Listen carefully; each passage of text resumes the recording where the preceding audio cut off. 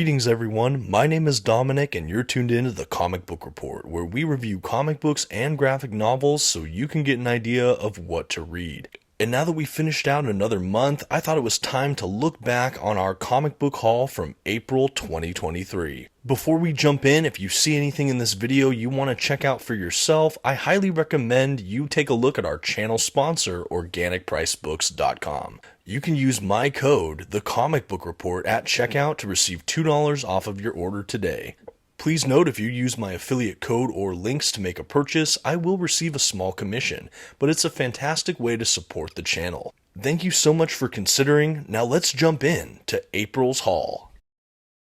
First on our list today, Flashpoint Beyond from Geoff Johns. This is of course a follow-up to DC Comics' Flashpoint event, and one I've particularly wanted to read.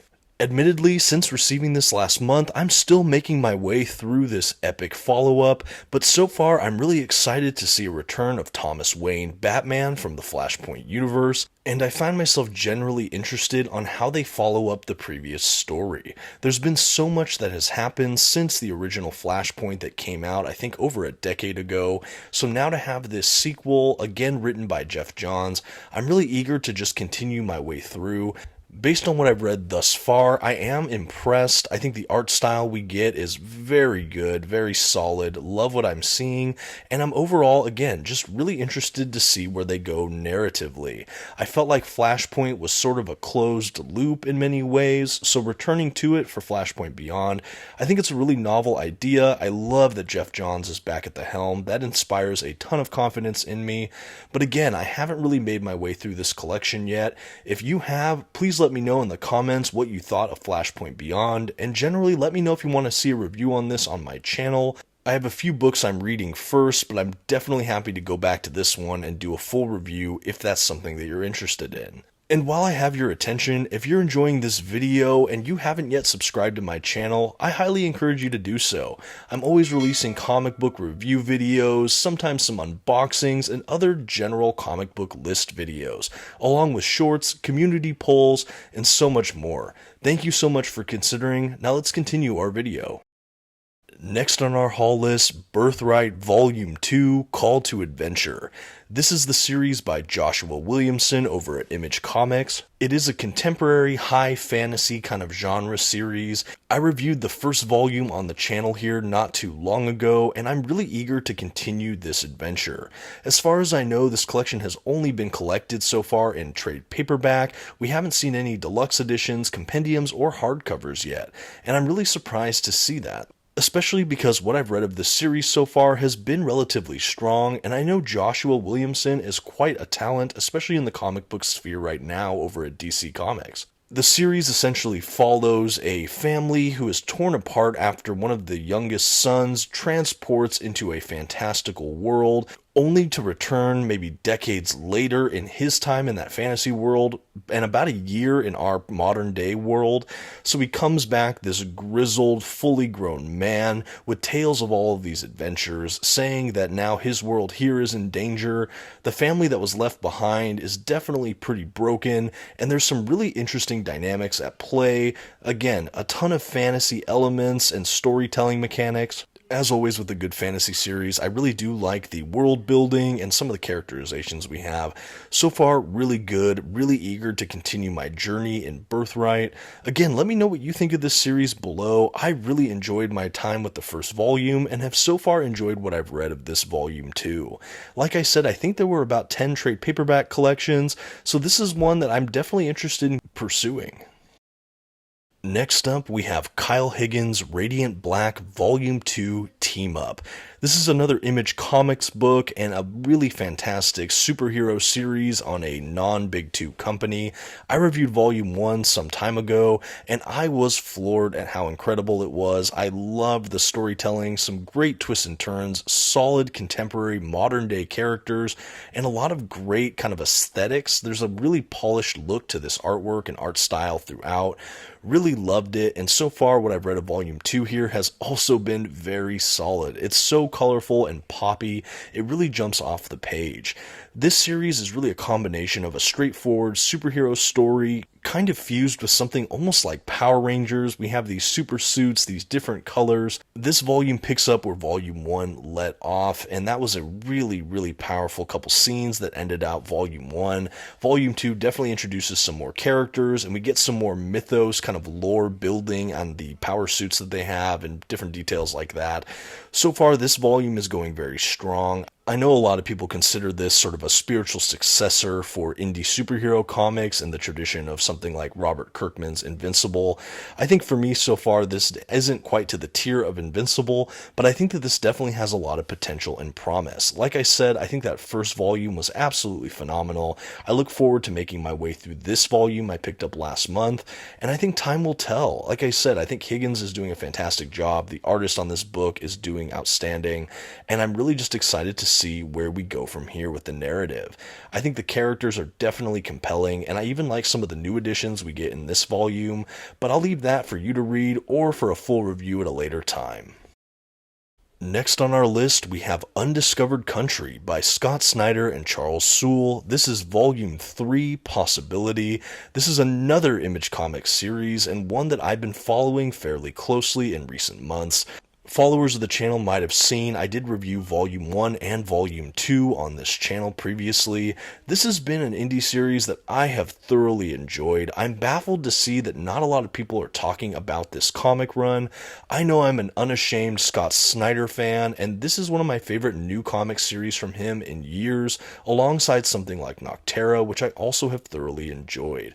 Undiscovered Country is sort of a dystopian science fiction future story with elements of fantasy that take place in a sort of plagued future world where America has been locked down for decades upon decades. This group of maybe 20 or 30 somethings get invited into this locked down nation that was once America. They find themselves there trying to find a cure for this plague that's ravaged the rest of the globe. But while they're inside this once America, they find that it's just a crazy wasteland. There's so many different elements, and it's really kind of fascinating. I don't want to give up too much of the details here, but after Volume 2, I am very, very hooked on this series. I am a really big fan. I've been trying to push this book, I think, more than a lot of other books I've read on my channel, just because I think it deserves a read. I don't know why more people aren't reading this. Like I said, I'm finding it absolutely amazing. This volume takes our cast of characters onto the high seas somewhere in America, and I'll just say that so far I'm on issue 2 or 3 into this volume, and I am definitely still happy with this series.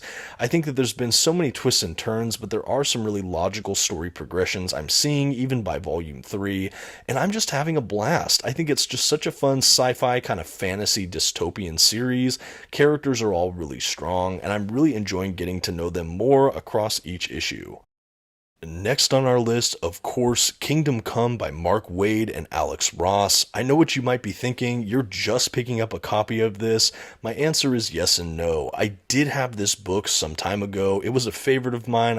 I really loved this comic miniseries, especially the artwork, but I did actually sell my copies along with the majority of my comic book collection when I thought I was getting out of comic book collecting several years ago, before of course resuming. When I started collecting again though, I realized that Kingdom Come had to be a book in my collection again, and it was just a matter of timing. This month I had an opportunity to visit a used bookstore that sold a lot of comic books, saw a really fairly priced copy of this paperback Kingdom Come, and I knew that the time was right.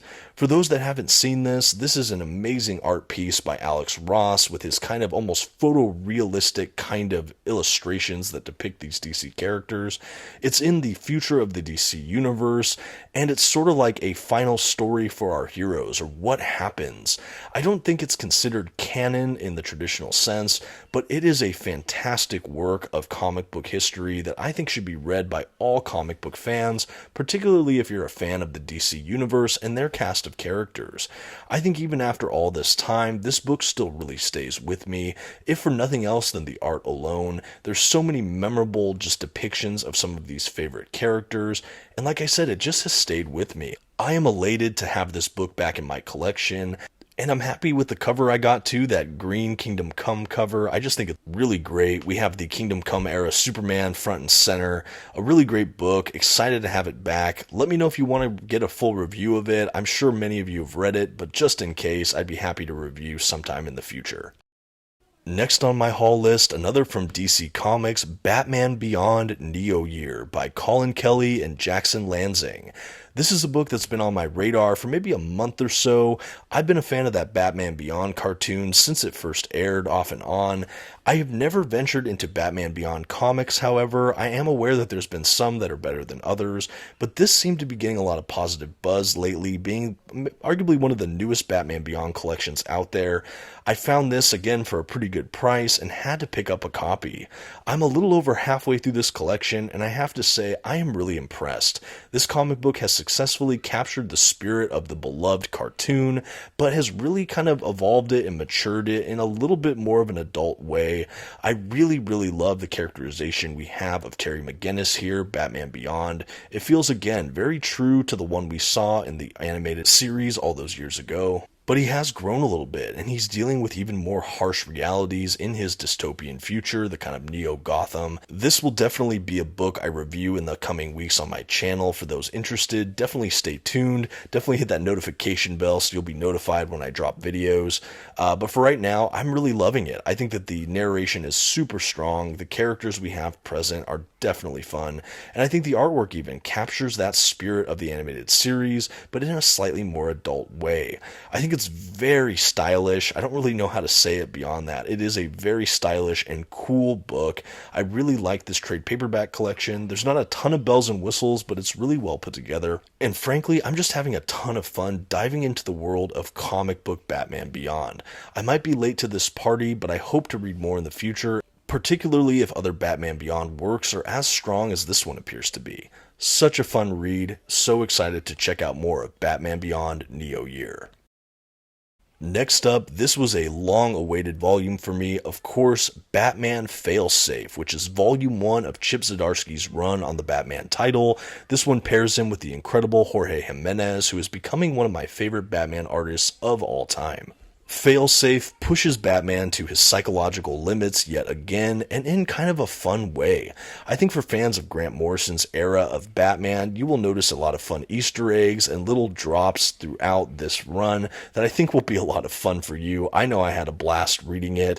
This also pairs Batman with the Robin Tim Drake, so for fans of Tim Drake Robin and Batman and that dynamic, this is definitely a pickup you should consider. DC Comics is considering this a volume 1. It picks up after the Joshua Williamson era of Batman, which itself came right on the heels of the James Tynion era on Batman. At any rate, this is a fun and kind of refreshing just relaunch into the Batman world. I do think just about anyone could pick up this story as one of their first Batman comics and thoroughly enjoy a really fun read, but this one definitely rewards longer time fans as well, again, particularly those that enjoyed the Grant Morrison era, as there's a lot of callbacks and homages and allusions to some of the things that were built up in the Morrison era Batman. The art from Jimenez is, again, some of the best I've ever seen. I think that he is becoming rapidly one of my absolute favorite Batman artists of all time. This run was so adventurous and extreme, and I just had a blast.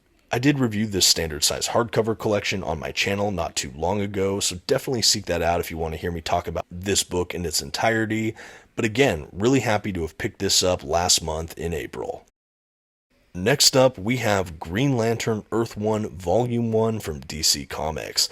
I knew after reading Batman Earth 1 and what I've read from Superman Earth 1 that Green Lantern would be next on my list in that Earth 1 universe. I really love the approach of DC's Earth 1. It reminds me a lot of the Marvel Ultimate Universe, but instead of ongoing comic runs, we have kind of standalone graphic novel collections for a couple of their main heroes. This is a great low barrier to entry book for those wanting to check out a Green Lantern storyline without needing just decades of continuity or super long runs from creators. It's again meant to be a standalone graphic novel, and it's just like an early origin story for Green Lantern Hal Jordan. I really liked it. It is definitely kind of a dystopian science fiction story. The artwork throughout is absolutely beautiful, and I think it fits the world really well. It's kind of more of a grittier, sketchy kind of look.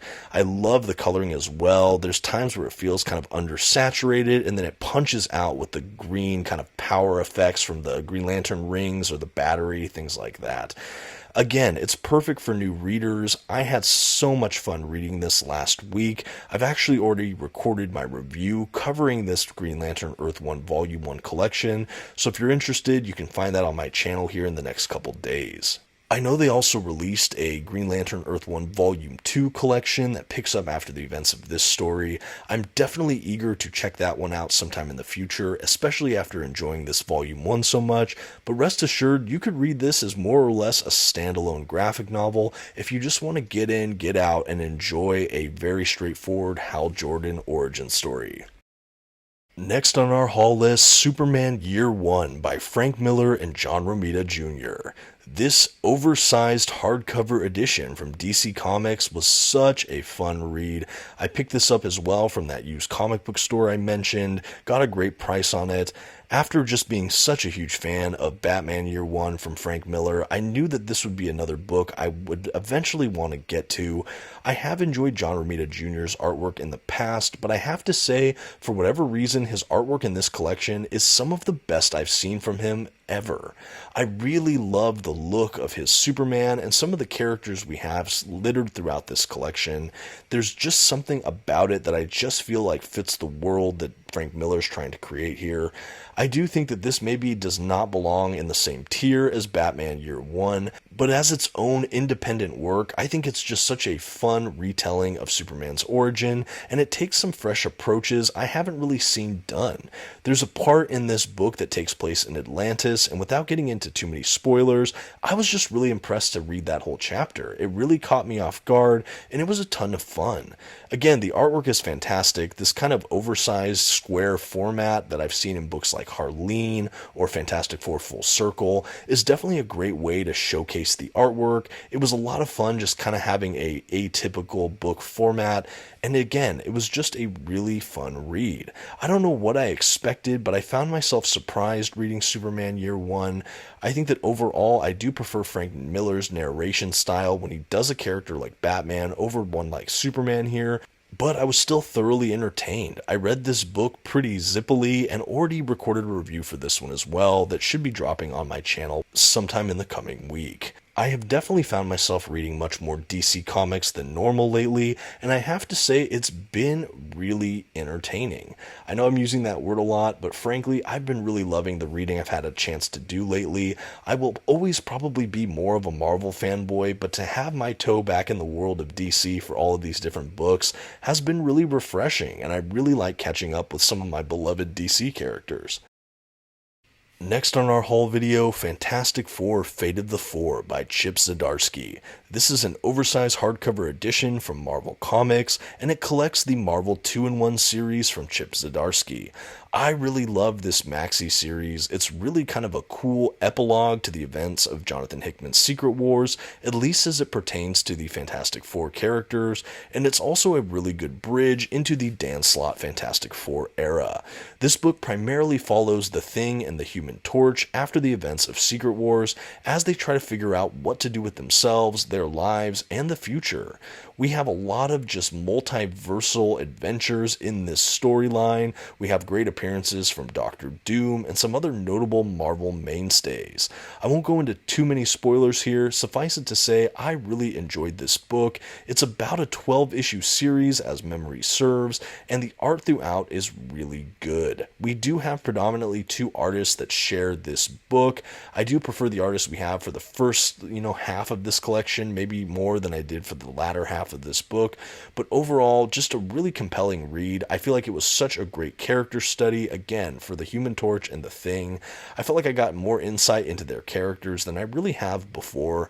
Zdarsky is really, really amazing at doing a lot of the character work, as we've seen with stuff like Daredevil, but I think that sometimes people miss out on one of Zdarsky's greatest strengths, which is I really think conveying a deep sense of heart and just sympathy, empathy, compassion. When he wants to, he can really make these characters shine. He can really make me just feel like I really feel compassion and almost heartbreak with some of these characters. And I found that in series that he wrote like Howard the Duck, and I certainly see it here in Fantastic Four: Fate of the Four. I think that this might be overlooked in some of the Zdarsky canon, but I really don't think it should be. It's a fantastic series, pun intended, that I think more people should check out. Next up, the Adam Warlock Omnibus from Marvel Comics. This was a really trippy read. Of course, it was an oversized hardcover omnibus format. I reviewed this on my channel already, but this was a very fun primer into the Marvel cosmic universe. This omnibus contains mostly Bronze Age comic book issues throughout the 70s, with a couple Silver Age stories from Fantastic Four and Thor thrown in there for good measure. We have creators attached to this book like Stan Lee, Jack Kirby, Roy Thomas, and Jim Starlin, amongst others. This comic book omnibus collection does have a kind of unevenness as far as the quality of the issues, as we span several different creators' runs on this character throughout a couple different series titles. I know for me, I really loved the back half of this omnibus that contained all of the issues from Jim Starlin on the Warlock book. I think that there were a lot of fun cosmic Marvel adventures. I think for fans of Starlin's Infinity Saga and all of the stuff he did on Silver Surfer, you'll definitely enjoy this omnibus, particularly his issues. There's again a lot of that foundational kind of building of the cosmic Marvel universe in this book. I really enjoyed getting to learn more about this Adam Warlock character, especially before I have a chance to go see Guardians of the Galaxy Volume 3 in theaters. I really am just intrigued by this character. I knew fairly little about him other than what I had read from Infinity Gauntlet and some of the other corresponding stories, some appearances in Silver Surfer, things like that. But after reading this omnibus, I can definitely say I know more about this truly fascinating character. This story also had appearances by Thanos and Gamora, Pip the Troll, and so many more. I think again, if you're a fan of Bronze Age stories or generally like Cosmic Marvel, this is a great early book for you all. Definitely check it out while it's still in print if this piques your fancy. If you want to hear a little bit more about it though, definitely check out my full omnibus review. Next on my April haul video, the Unbeatable Squirrel Girl Omnibus from Marvel Comics. And I wish I would have gotten a shot at the cross section of this book so you could all appreciate the gigantic scope of this collection. This is one of the biggest omnibus collections I have in my possession, and quite frankly, it's a little bit daunting. This collects so much Squirrel Girl content, and honestly, I knew so little about this character before picking up this book. I really enjoyed her crossover with Zdarsky's Howard the Duck, thought she was a fun character. I love the kind of pop modern art style, and it just looked like a ton of fun.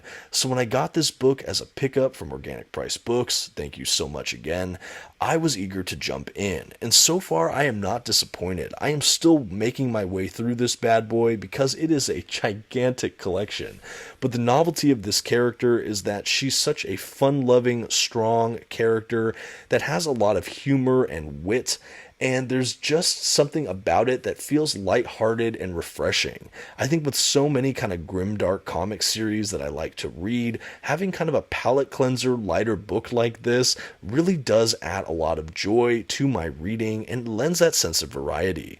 I think something notable about this Squirrel Girl run that I also kind of enjoy for the most part, there are these little like editorial captions or tags across the bottom of each page of these issues that kind of make jokes or self-referential kind of meta humor about the book. Presumably it's the author of the book kind of talking directly to the audience. It's a really interesting story mechanic that again I saw during the Howard the Duck crossover, but I didn't realize how pervasive it was in the actual Unbeatable Squirrel Girl title. But again, a ton of fun so far. This book also has a really big letters page like at the back of every issue, and there's a lot of just interesting commentary between the series creators and the audience at large.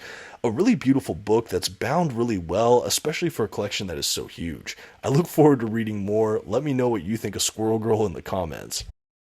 Next up on my haul video, The Flash by Mark Waid Omnibus Volume 1 from DC Comics.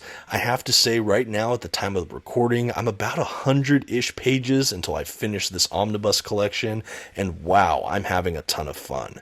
I've always been a huge fan of the Geoff Johns era on The Flash, and I've always been challenged by readers to really make my way through Mark Waid's era, especially for Wally West fans. And having almost completed this first volume of Mark Waid's run, I have to say I really get why people love this run, and I've heard the best is yet to come as far as the Mark Waid Flash goes. I look forward to doing a full review of this book on my channel and a smaller spoiler-free review on the Organic Price Books YouTube channel. Hopefully you're subscribed to both.